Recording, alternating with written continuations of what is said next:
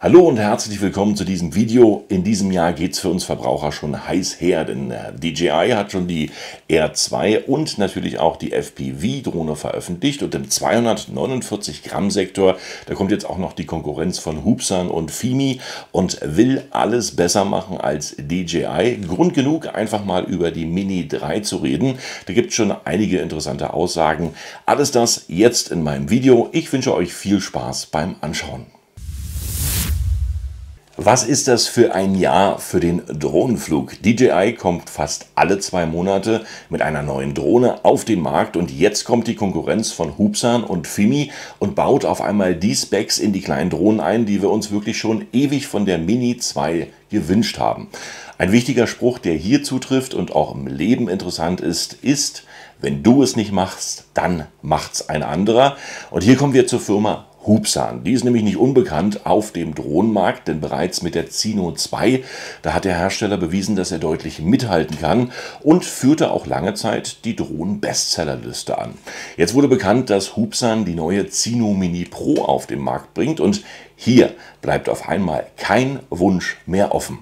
4K, 30 FPS, HDR-Modus, verbaute Hindernissensoren, eine Bitrate von 100 bis 200 Megabyte pro Sekunde, Active Track, 40 Minuten Flugzeit mit einem Akku, eine Reichweite von 10 Kilometern, die Full-HD-Übertragung mit 30 FPS sowie 48 Megapixel Fotoaufnahmen mit einem 1:1/3 Bildsensor und das Ganze ab $459 Startpreis. Und das ist schon deutlich eine Ansage, zumal man für diese Drohne aktuell noch keinen Drohnenführerschein benötigt und es weiterhin einfacher sein wird, diese zu fliegen, da sie unter 250 Gramm wiegt. Und als wenn das noch nicht alles wäre.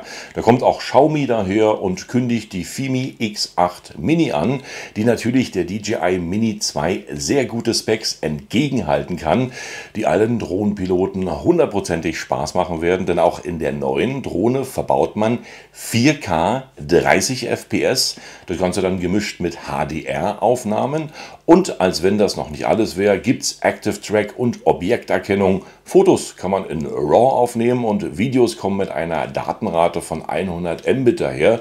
Die Flugzeit der Akkus, die beträgt hier gute 30 Minuten und diese Kampfansage ist natürlich ebenfalls nochmal der Startpreis, denn der liegt aktuell bei rund 400 €.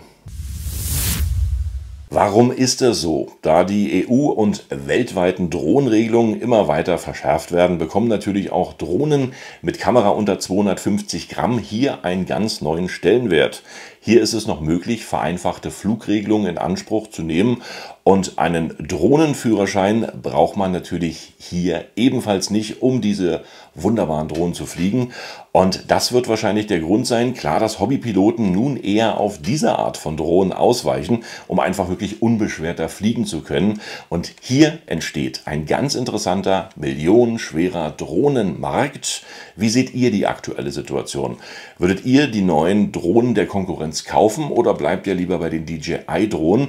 Was denkt ihr von der neuen DJI Mini 3, was da alles kommen wird, um die Konkurrenz komplett wieder abzuhängen? Schreibt es mir bitte hier in die Kommentare und diskutiert bei diesem spannenden Thema einfach mal mit. Und bis jetzt, da hat DJI mit der Mini 2 natürlich uneingeschränkt eine Marktposition auf dem Platz 1 besetzt, aber nun ist das nicht mehr so. Große namhafte Hersteller machen es auf einmal besser und bauen natürlich mehr Specs in die neuen Drohnen ein.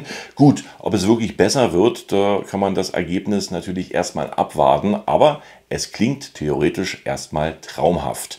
Was wird jetzt passieren? Definitiv wird der Sommer heiß und dieser Drohnenmarkt, der wird richtig von hinten aufgerollt werden. Spätestens ab September, Oktober oder November meldet sich dann DJI mit der neuen Mini 3. Und hier wird dann definitiv Active Track mit dabei sein, denn aktuell hat die Mini 2 ja 238 Gramm. Da sind noch einige Gewichtsreserven und hier im vorderen Bereich wird man wahrscheinlich die Sensoren einbauen, die für Active Track unwahrscheinlich wichtig sind. Weiterhin wird die Master-Shot-Funktion kommen, die jetzt schon aktuell in der R2S verbaut ist, aber das haben die anderen alle auch. Und wo kann man noch weitere Verbesserungen vornehmen? Klar, in der Reichweite, vielleicht mit OcuSync 3, was aktuell in der R2 verbaut ist, oder 4K 60 FPS bei der Kamera, kann natürlich auch passieren. Bei den Bildprofilen, da kann sich natürlich auch etwas ändern. Vielleicht kommt da sogar das flache Bildprofil von 10 Bit, was aktuell sehr gut für die Post-Production verwendet werden kann. Oder vielleicht eine bessere Hyperlapse-Funktion. Dadurch besteht natürlich auch fast die Pflicht, hier einen leistungsfähigeren Prozessor mit zu integrieren. Das sind aber nur leichte Spekulationen. Es kann natürlich auch sein, dass wir hier komplett eine S-Version bekommen, wie aktuell bei der R2S, und viele neue Software-Features werden dazukommen. Eindeutig ist natürlich, dass der Marktführer hier etwas machen muss, denn die Konkurrenz schläft nicht, wie wir aktuell sehen, und es ist wichtig, natürlich sich zu behaupten. Was für mich wichtig ist, das ist die Zuverlässigkeit und natürlich auch die Bedienung. Hier ist DJI bis jetzt unschlagbar. Was auf den Markt kommt, ist verlässlich und hochwertig. Was die anderen Hersteller natürlich erstmal beweisen müssen: 2021 bleibt ein riesenspannendes Drohnenjahr mit vielen neuen Erscheinungen, und ich bleibe natürlich erstmal dran und bedanke mich bei euch fürs Zuschauen. Hinterlasst mir gern einen Kommentar oder ein Like bzw. ein Abo und diskutiert mit in meinen Kommentaren. Bis dahin sage ich Tschüss, bye bye und winke, winke und sehr gern bis zum nächsten Video.